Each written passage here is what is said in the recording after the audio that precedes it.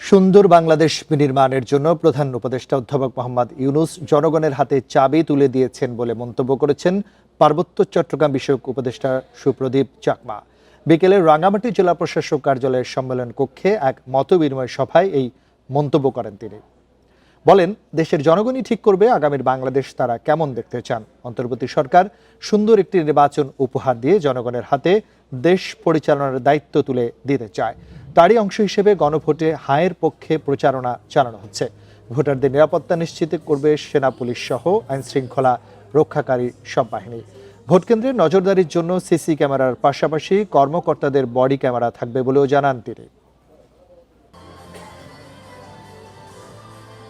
প্রান্তিক জনগণ পর্যন্ত পৌঁছে দিতে পারি সেই প্রফেসর ইউনূস অলরেডি চাবিটা আপনাদের হাতেই দিয়ে দিয়েছে।